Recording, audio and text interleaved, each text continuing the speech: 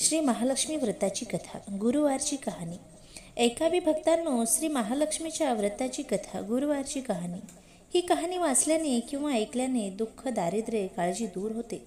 श्री महालक्ष्मीच्या कृपेने समृद्धी, संपत्ती, ऐश्वर, वैभव प्राप्त होते. मनाची इच्छा पूर्ण होते. श्री महालक्ष्मीची नावे रूपे अनेक आहेत. सर्व भूतांच्या ठिकाणी ती छाया, शक्ती, तृष्णा, शांती, जाती, लज्जा, शांती, श्रद्धा, कांती, वृत्ती, स्मृती, दया, तुष्टी, माता अधिष्ठात्री व लक्ष्मी अशा रूपाने राहते. तिला नमस्कार असो. कैलासावर पार्वती, क्षीरसमुद्रात सिंधुकन्या, स्वर्गात महालक्ष्मी, भूलोकी लक्ष्मी, ब्रह्मलोकी सावित्री, गोलोकी राधिका, वृंदावनी राजेश्वरी, चंदनवनी चंद्रा, चंपनवनी गिरिजा, पद्यावनी पद्या, मालतीवनी मालती, कुंदनवनी कुंदनदती, केतकीवनी सुशीला, कंदमवनी कुंदमाला, राजप्रसादी राजलक्ष्मी, घरोघरी गृहलक्ष्मी अशा विविध नावांनी श्री महालक्ष्मी ओळखली जाते. अशा सर्वांच्या परिचयाच्या व सर्वानुभूती असलेल्या श्री महालक्ष्मीची ही कहाणी आहे. द्वापारयुगात भारतभूतील सौराष्ट्र देशात भद्रशवा नावाचा राजा राज्य करीत होता. तो पराक्रमी होता. 4 वेद, 6 शास्त्रे, 18 पुराणे याचे सम्यक ज्ञान त्याला होते. त्याला सुरचंद्रिका नावाची राणी होती. राणी देखणी, सुलक्षणी व पतिव्रता होती. त्या दोघांना 7 पुत्र व त्यांच्या पाठीवर एक कन्या झाली. कन्येचे नाव ठेवले होते शांबाला. एकदा महालक्ष्मीच्या मनात आले, आपण त्या राजाच्या राजप्रसादी राहावे.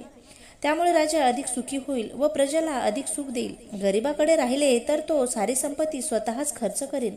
म्हणून महालक्ष्मीने वृद्ध ब्राह्मण स्त्रीचे रूप घेतले व ती काठी टेकत टेकत सूरजचंद्रिका राणीच्या महालासमोर उभी राहिली. म्हातारी असली तरी ती तेजस्वी दिसत होती. तिला पाहताच एक दासी पुढे आली.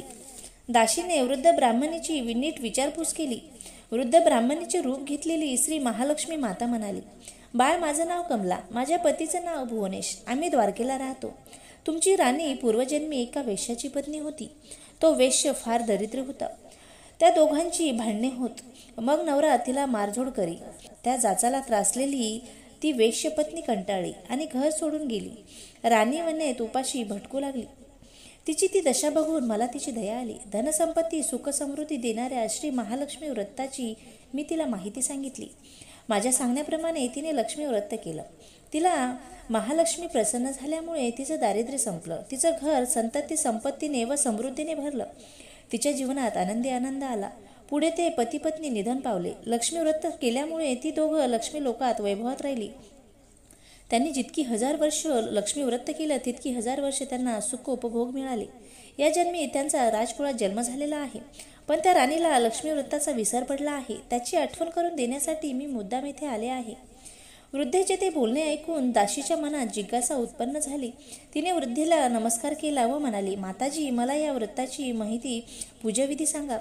वृद्धेच्या रूपातील महालक्ष्मीने दासीला लक्ष्मी व्रताची माहिती दिली व महिमा सांगितली.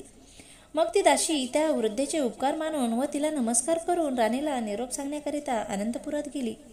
राजवैभवात लोळणाऱ्या त्या राणीला आपल्या ऐश्वर्याचा फार गर्व झाला होता. संपत्तीमुळे व सत्तेमुळे ती उन्मत्त झाली होती. म्हातारीचा निरोप ऐकून ती रागारागाने व तावातावाने आली आणि त्या वृद्ध ब्राह्मण स्त्रीला फटकळपणे बोलली. तिला धक्काबुक्कीही केली. ती वृद्ध ब्राह्मण स्त्री म्हणजेच प्रत्यक्ष लक्ष्मीच होती हे काही राणीला कळले नाही. राणीचा तो उद्धटपणा पाहून लक्ष्मीने तेथे न राहता स्वस्थानी जायचे ठरविले. ती राजद्वारातून निघाली. वाटेत तिला शांबाला भेटली. शांबालेला सगळी हकीकत कळली.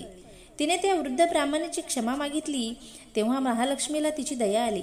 तिने शांबालेला लक्ष्मी व्रताची माहिती सांगितली. तो दिवस होता मार्गशीर्ष महिन्यातील पहिला गुरुवार. राजकन्याने महालक्ष्मीचे व्रत सांगितल्याप्रमाणे भावभक्तीने केले.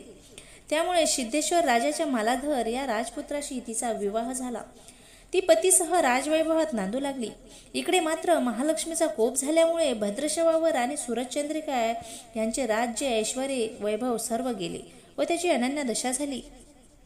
एके दिवशी सूरजचंद्रिका आपल्या पतीला म्हणाली, आपला जामात राजा आहे, खूप श्रीमंत आहे. त्याच्याकडे जा, आपले हाल सांगा. त्याला आपली दया येईल. तो आपल्याला सहाय्य करेल.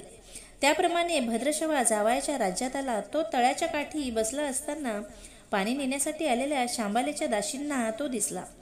त्याची राजलक्षणे जाणून दासीने त्यांची विचारपूस केली. नाव गाव विचारले. तो शांबाला राणीचा पिता आहे हे कळल्यावर दासी धावत धावत शांबालेकडे गेल्या. त्यांनी सर्व हकीकत तिला सांगितली. दाशीकडून राजवस्त्रे पाठवून शांबालेने आपल्या पित्याला मोठ्या थाटामाटात राजवाड्यात आणले. आदर सत्कार केला, नानापरीचा पाहुणचार केला. तो परत जायला निघाला तेव्हा तिने हंडा भरून धन दिले. भद्रशवा घरी आला. सूरजचंद्रिकेला आनंद झाला. तिने हंडा उघडून बघितला तर हंड्यामध्ये द्रव्य नव्हते, कोळसे भरलेले होते. महालक्ष्मीच्या अवकृपेमुळे हा चमत्कार घडून आला होता. काही दिवसांनी सूरजचंद्रिका आपल्या लेकीच्या घरी गेली. तो दिवस होता मार्गशीर्षातला शेवटचा गुरुवार. शांबालीने महालक्ष्मी व्रत केले, आईकडून करून घेतले. सूरजचंद्रिका परत आपल्या नगरात आली. तिने लक्ष्मी व्रत केले म्हणून पूर्वीचे राज ऐश्वर्य तिला प्राप्त झाले. पुढे काही दिवसांनी शांबाला माहेरी आली. परंतु बापाला कोळसे दिले व आपल्याला काही दिले नाही, हा राग सूरजचंद्रिका राणीच्या मनात खदखदत होता. म्हणून शांबाला कोणी बोलले नाही, विचारले नाही. तिचा अपमान झाला. परंतु आईवर न रागावता ती तेथून निघाली. निघताना तिने तिथले थोडे मीठ आपणाबरोबर घेतले. आपल्या राज्यात राजगृही आल्यावर पतीने तिला विचारले, माहेरून का आणलेस? ती म्हणाली, राजाचे सार आणले. पती म्हणाला, म्हणजे काय? पत्नी म्हणाली, थोडा धीर धरा म्हणजे कळेल. त्या दिवशी तिने सर्व जेवण अळणी करायला सांगितले. नवऱ्याला तिने सर्व जेवण वाढले. त्याला सर्व जेवण अळणी लागले. मग तिने ताटात थोडे मीठ वाढले. पदार्थात ते घालतात जेवण रुचकर लागले. हेच ते राजाचे सार. शांबालेच्या पतीला तिचे म्हणणे पटले. मग त्या दोघांनी हास्य विनोद करून जेवण पुरे केले. अशा रीतीने जे कोणी हे महालक्ष्मी व्रत श्रद्धेने करतील त्या भक्तांवर महालक्ष्मीची कृपा होईल. सुख समृद्धी व शांती याचा लाभ होईल. सकळ मनोरथे पूर्ण होतील. मात्र श्रीमंती आल्यावर उतू नये, मातू नये. श्री महालक्ष्मीचे व्रत करायला चुकू नये. दर गुरुवारी पोथी वाचायला विसरू नये. महालक्ष्मीचा महिमा पुरवतो भक्तांची कामना. अशी ही श्री महालक्ष्मी व्रताची कथा, गुरुवारची कहाणी सफल संपूर्ण. ओम श्री महालक्ष्मी देवे नमः. ओम श्रीं श्री लक्ष्मीभ्यो नमः. ओम शांती शांती शांती. श्री महालक्ष्मी देवस्थार्पणमस्तु. महालक्ष्मी माता की जय.